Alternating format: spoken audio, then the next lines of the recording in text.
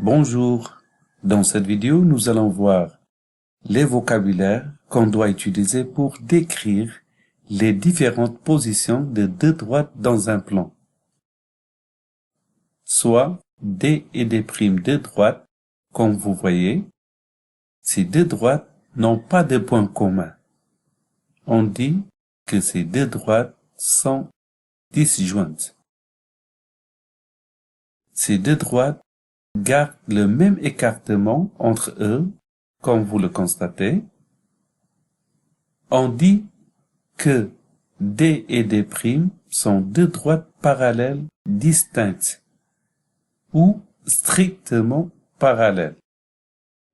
Donc, dans le plan, deux droites qui n'ont pas de point commun sont dites parallèles au sens strict ou strictement parallèles. Donc, si deux droites D et D' sont parallèles, on note D est parallèle à D' avec ce symbole-là.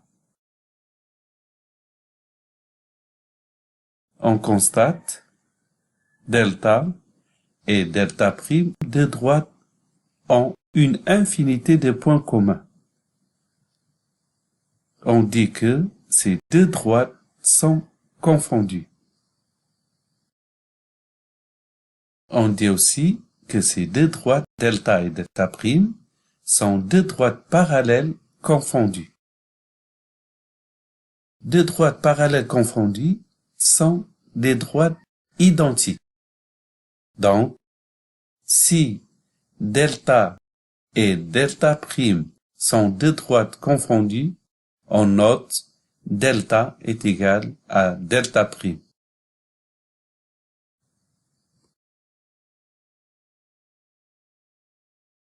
Donc, deux droites parallèles distinctes ou non confondues ou disjointes sont des droites parallèles séparées l'une de l'autre.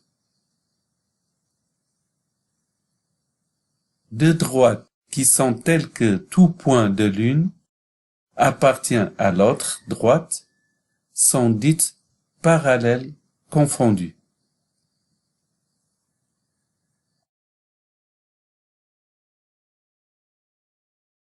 D et D' sont deux droites qui se coupent en I.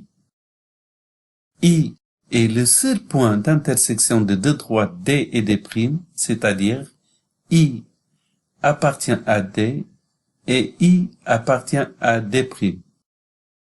On dit que deux droites D et D' sont séquentes en I. Donc, deux droites séquentes sont deux droites qui se coupent dans le plan en un seul point.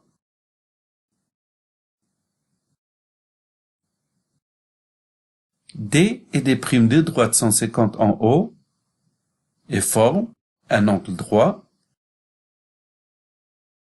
On dit que ces deux droites sont perpendiculaires en haut.